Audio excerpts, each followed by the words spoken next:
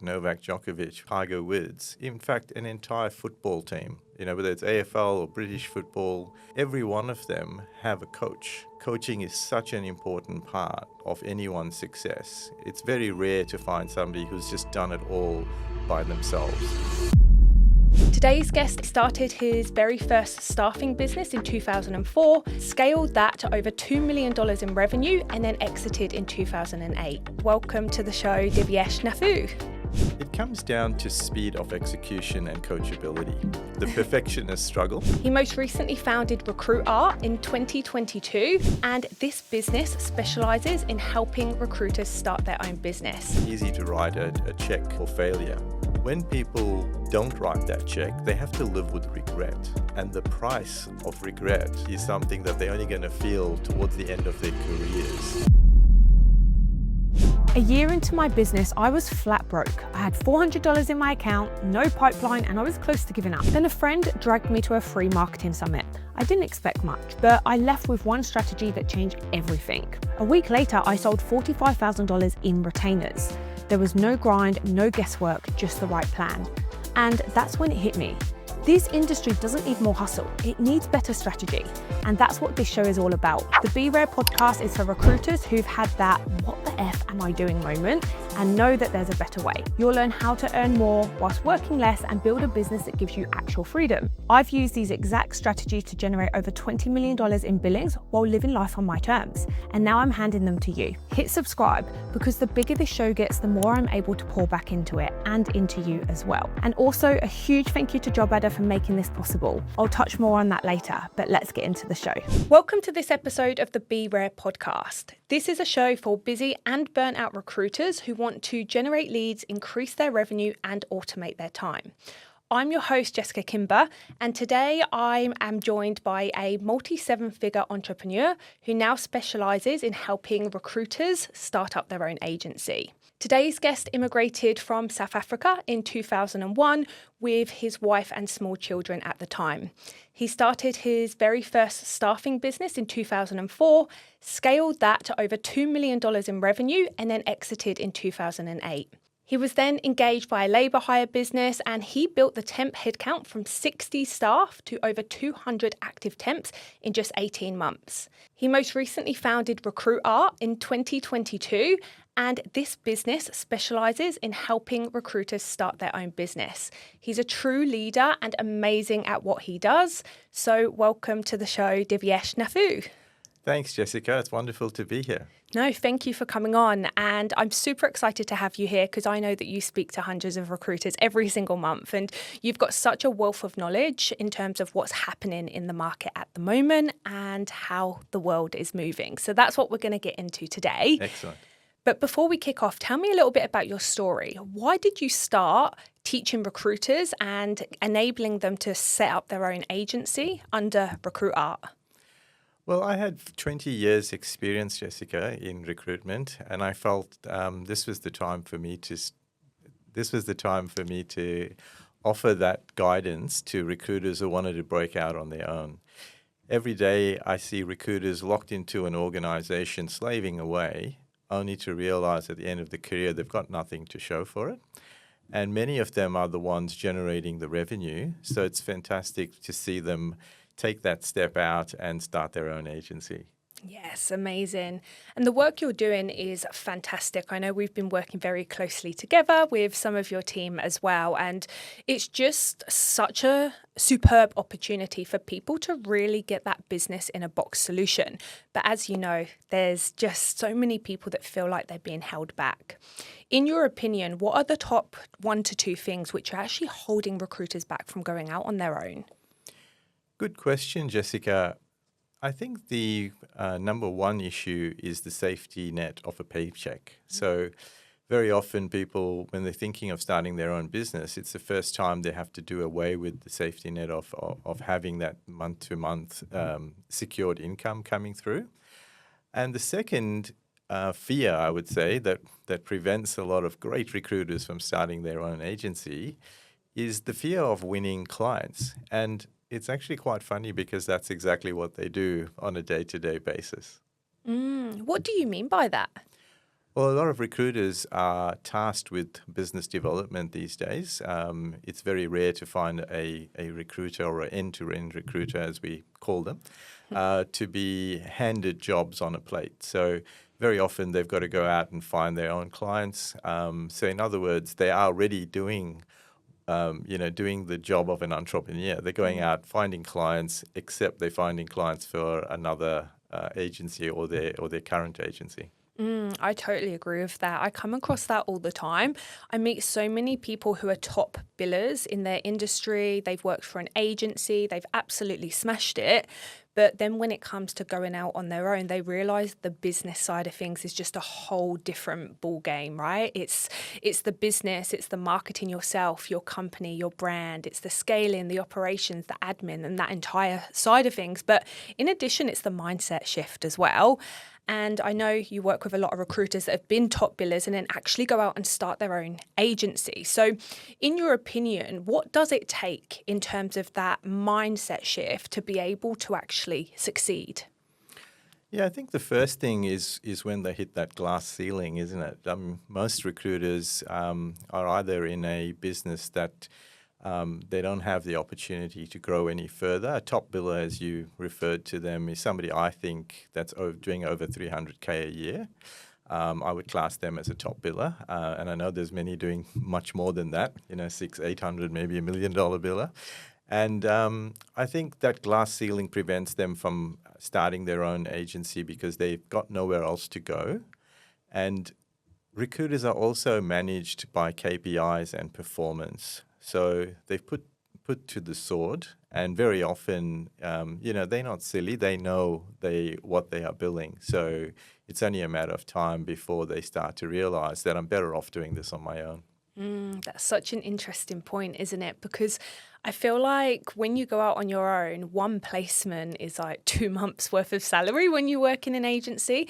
Actually, funny story, I remember when I started my RecruitR agency back in 2020, and do you know what actually made me pull the plug? Well, number one, I read Atomic Habits and I started putting these cues in place.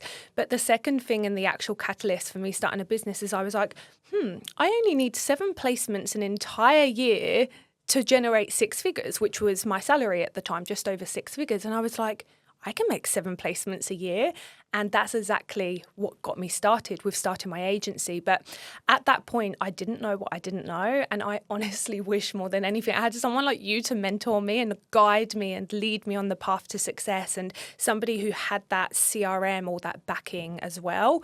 Reason being is because I didn't know what I didn't know. And I made way more than 7 placements in my first year, and it was very successful financially. But honestly, my processes were all over the place. It was just, I was creating so much work and I was only recruiting half the time, if that, because I was always fixing things, fixing problems, fixing systems, updating data.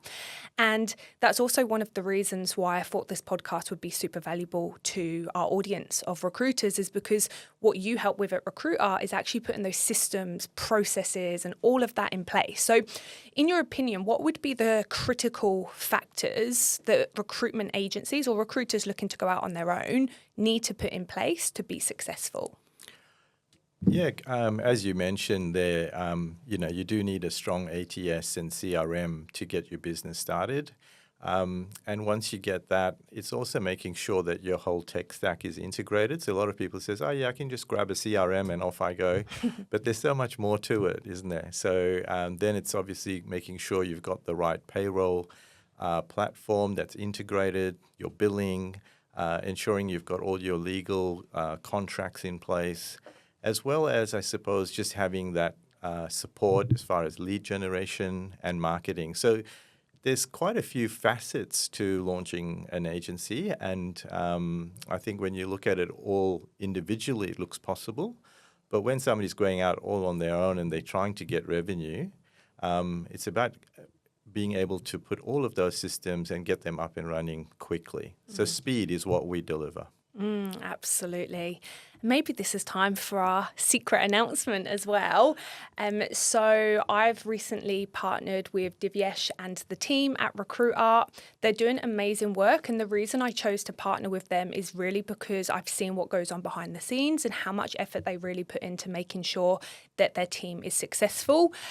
So what we've recently collaborated on is a sales training program, a lead generation program. That's from my end, and then Divyesh's side is business in a box, helping with complete setups, systems, automation, outsourcing, discounts on licenses. There's just so much that RecruitR offer, which I know so many recruiters can benefit from. And this is really going to be for those people that are like, I know I want to go out on my own, but I don't know where to start. So that's a super exciting announcement that we have to share. Is there anything from your end that you want to add in terms of what recruiters are going to get when they go through this model? Absolutely. And, we're so excited to be working with you, Jessica. We've been, talking for some time, and it's wonderful to finally hit the ground with this wonderful program. In my experience, a lot of recruiters tend to fail within the first year of starting their business. And I feel that it's almost like a hand and glove fit. Because, you're going to be giving them that supportive hand and making sure that they get their branding, lead generation and sales lined up correctly. And I always say the first and most important thing a recruiter needs to focus on is building revenue.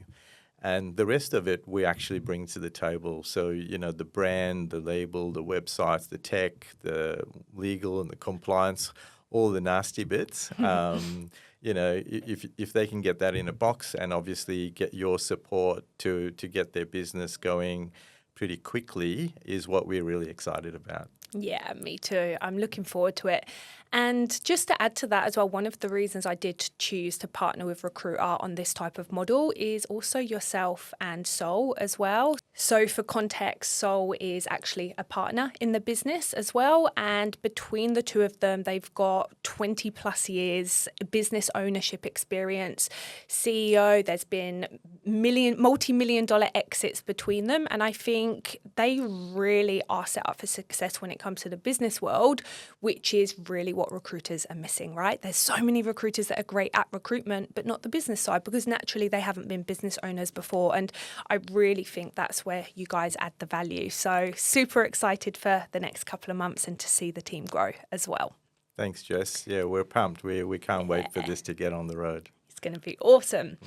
So on that, of course, a lot of recruiters, even when they go through a model where they get the support, there's sticking points. Naturally, there's points where they will feel stuck on their journey.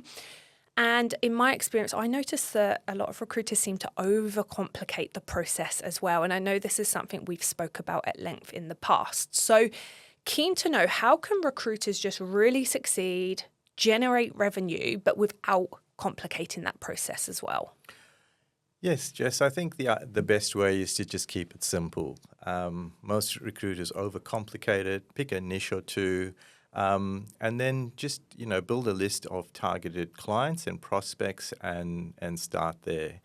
The first 90 days should always be about finding that first opportunity for the agency, and most recruiters end up spending that first 90 days worrying about the website, the logo, and the branding and the tech, because that's what's easy to do. So I think if they just keep it simple, as I said, just pick a niche or two, get the list going, almost do what they're doing on a day-to-day basis, not look for too much of change. Yes, excellent.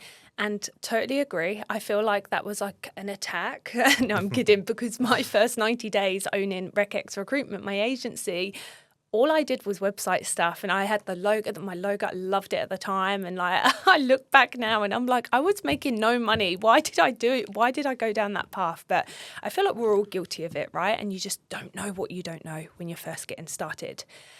You mentioned 90 days as well. So really keen to know, what are the things that in the first 90 days recruiters should focus on if they want to generate revenue quickly? The main thing is not to delay having conversations with clients. So most people feel, oh, when I have my website, when I have this ready, when I have that ready, I'll start talking to my market.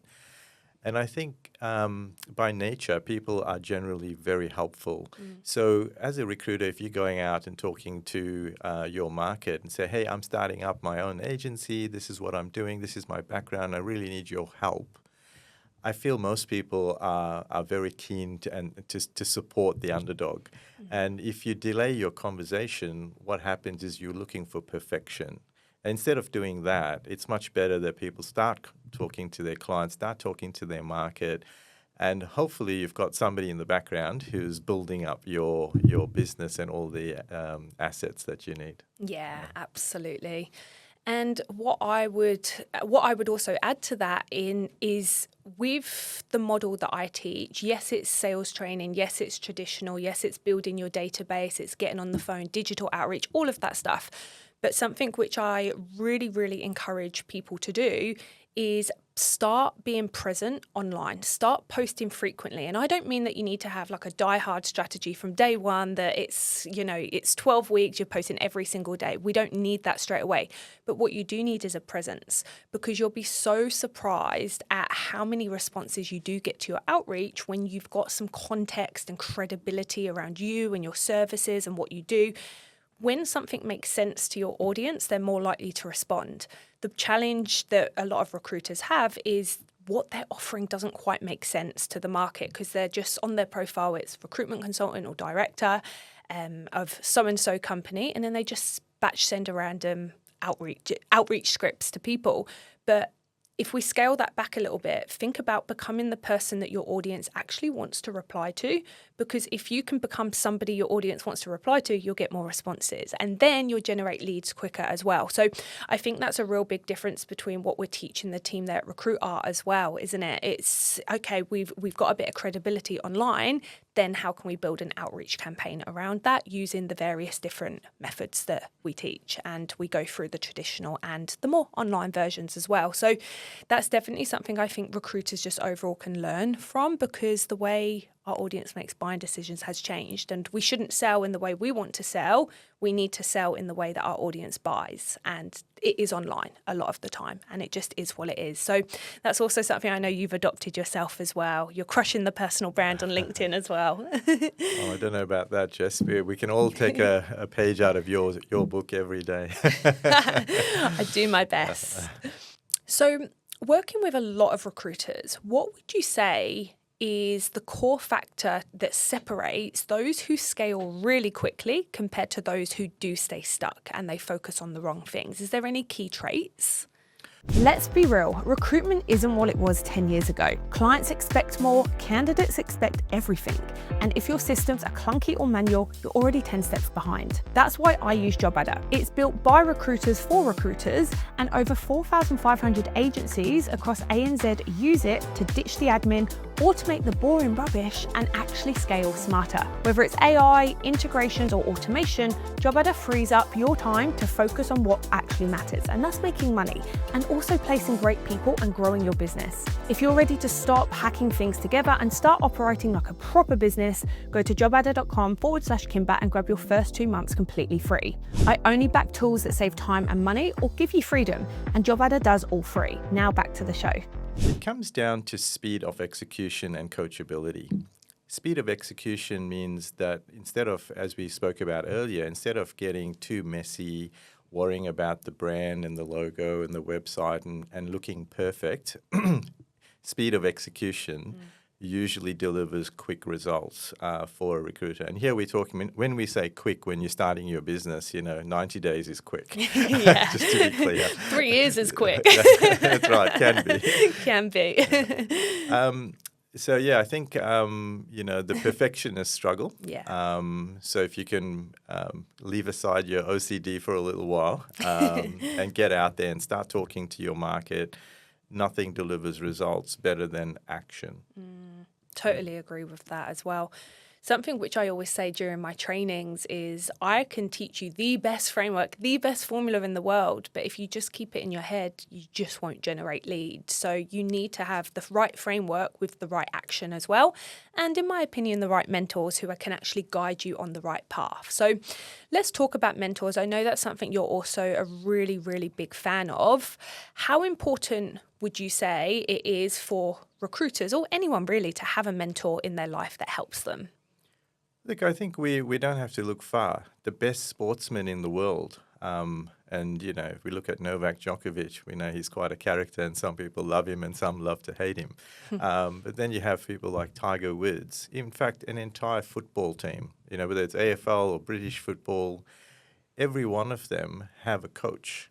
And a lot of what a coach does is actually mentor and build the culture and help those individuals to transform into a success. And whether that's on the field or whether that's in business, I feel coaching is such an important part of anyone's success. It's very rare to find somebody who's just done it all by themselves.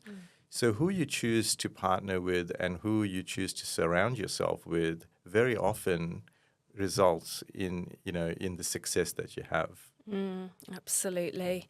I think if you can also find somebody that's done exactly what you want to do and just ask them how they did it. And you mentioned this earlier, but people are kind by nature. People are giving and helpful by nature. So a lot of people will actually want to help you. They'll have that intrinsic motivation to actually give you a response. So even if you're not in the position, to go out and find a mentor that's going to offer you a full-time program, go out and find people that have done what you want to do and just listen to their content, listen to what they have to say and message them and ask them questions, because I think you'll be surprised at what comes back as well. Everything I have learned and taught over the years literally comes from mentors that have done it, me implementing it, making it my own, and then going, that's what works for recruiters, and retraining recruiters on that exact method that works in other markets as well. And why not buy a cheat code? If there's something someone else has done, why not? Why would you just recreate the whole wheel, if there's a cheat code that exists? So that's my advice on mentors. So let's say somebody was interested in joining RecruitR. What would their first 6 months look like? What would that journey be for somebody that's starting their own business? Great question, Jessica. Most people that we meet want to know what that roadmap looks like. What we do is we focus on the first 90 days. So we would create a project plan. We would work with each recruiter based on their strengths and weaknesses. I know you're not supposed to say weaknesses, so we'll say areas of where they can develop. So we would typically start off looking at their brand, their values, what they're looking for to achieve in their agency, whether they want to do temp, whether they want to do perm.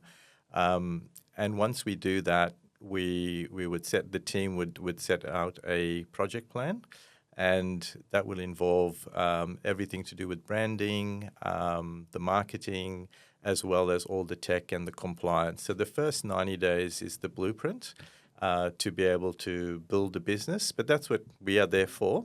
And as I said, what I'd like them to be doing is focusing on their market, getting all the knowledge and industry jargon that they can find, depending on the sector that they're working in, so that they now start to delve deeper into the people that they're going to be talking to. So that first 90 days, they would also experience a lot of training, as we've just spoken about. So they will be introduced to yourself and your team to then start that journey. So hopefully while they are training, on one hand, we are building the agency on the other, so the two will converge after 90 days. At that point, they're into the market. They can start delivering services. I mean, we help them with everything from labor hire licenses to payroll to bookkeeping to the website to branding. So, and people go, how do you do all of that in 90 days? And we've been doing it for years, so it's very, very easy for us to do that when we do it at scale. Yeah, wow. You've got the system down pat, and that's really the missing link, isn't it, for business owners? Exactly. What about, I know that you come across people who they want to do this, but there's some kind of fear, some kind of barrier, there's some kind of maybe even a limiting belief. What happens when you come across those people who are almost ready to take the leap, but not quite? Is that something that you can help guide them through as well? Yeah, look, I think it's very important not to force people into starting their own business. So it'll be very rare for me to sit with somebody and say, you should start a business, you should do this, you should do that. I feel the first sign of an entrepreneur is when they are the ones pushing and breaking down the doors. That's the first sign that I have that this person is a go-getter, that they're out there to win. And I would like to always provide as much information as I can. But ultimately, I look for the decision to come from the recruiter, because if they're not willing to back themselves, why should I? And for us, we partner with recruiters and other entrepreneurs who want to start an agency. So it's very important that, the person that we are working with has the right experience, qualification, and more importantly, the mindset to be able to break down doors, because that's what they're going to end up doing. Excellent. Yeah, I think that's so valid as well, right? Because what's that saying? You can lead a horse to water, but you can't make it drink. And what I'm saying by that is if you force somebody into the wrong solution, nobody's going to win. So it's all about making sure that it is the right solution at the right time for that person. What happens if, let's just say hypothetically, so you have a conversation with someone and you both identify that they're not ready right now? What would the next step of the process be to prepare them in the future if they did want to start this in, say, 6 to 12 months from now? Well, I think the first thing they need to do is maybe create a business plan, identify the areas that they think they're going to need a lot of help and support in.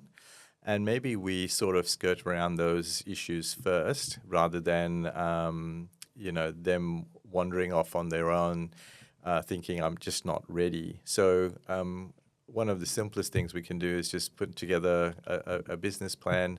And because a lot of recruiters, and I don't want to talk very generally here, but the question is posed as such. So so what happens is a lot of people have life commitments. They've got maybe a mortgage, they've got payments to make. They may be the sole breadwinner, so the timing is not right. And a lot of times they're scared to take the step, and they need to look at their finances, maybe have a meeting with their accountant to see if this is the right time for them. And but an entrepreneur, they stand out. They typically come barging in. They're like, I've got no money, no process, but I'm in. Yeah, I know I can make this work. And that, to me, is more important, because when somebody's backed themselves, we feel very confident that we can get on board. Sometimes people have all the money, but they don't have the drive. Such a good point, yeah. What are some other green light signals that somebody's ready? Let's say someone's listening to this and they're thinking, I think I'm ready, but I'm not quite sure. What can they really think about within themselves to assess whether or not they are potentially ready?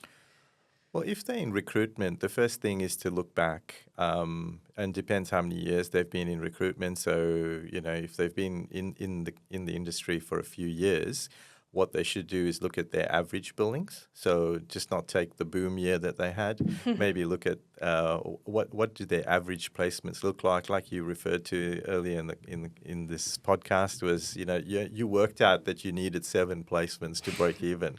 And break even means just meet your previous salary. So I think for each recruiter, their situation is different. But if they could map out what their average billings were and know that, they're the ones going out there and winning the business anyway. People buy from people, not the organization. So when they're ready, I think, it's about just getting those financial milestones and those goals. And thereafter, you've got to find the right team to help you get there. Absolutely. And if you could give one piece of advice to people in that situation, what would that piece of advice be? Yeah, I always tell people, when they come to us to start watching Gary Vee and Alex Hormozy. These are stalwarts in entrepreneurship. And when you listen to their podcasts or look at their YouTube videos, you'll find that they encourage entrepreneurship. And one of the things they both will say is that, it's easy to write a check for failure, meaning if the business didn't work out and you lost some money, that's one check that you've got to write, and could be $30,000, $50,000, but you gave it a go, and when people don't write that check, they have to live with regret, and the price of regret is something that they're only going to feel towards the end of their careers. That gee, I should have started my own business. When they look back, and I always feel that recruiters have about a 10 to 20 year golden window.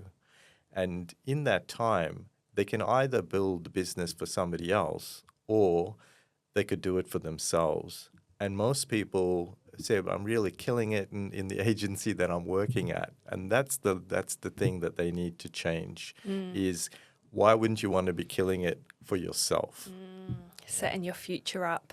Exactly. One of my mentors, a guy called Morgan Nelson, he always says being comfortable is actually the biggest enemy, because when you don't have enough of a reason to make a change, you'll end up staying in the same position, which is nice. You probably have a nice life, nice trips, you do what you want to do.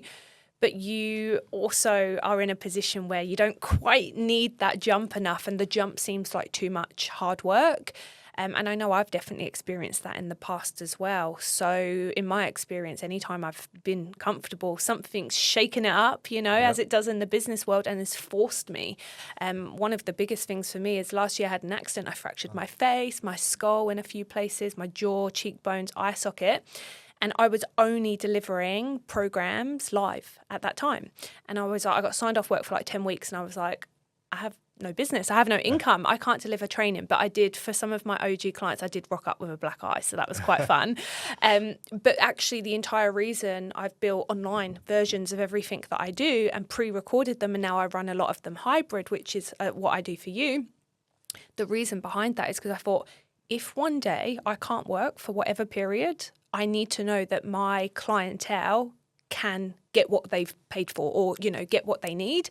And because of that, it's safeguarded and safe-proofed my business ultimately. And the reason I'm mentioning this as well is because I think recruiters, they don't think, or, people in general, they don't think that bigger picture. And yes, you may be comfortable in your agency right now, but what happens if they make redundancies? We've seen it, right? Some of the bigger companies, they make redundancies, and overnight you've just lost your entire temp book.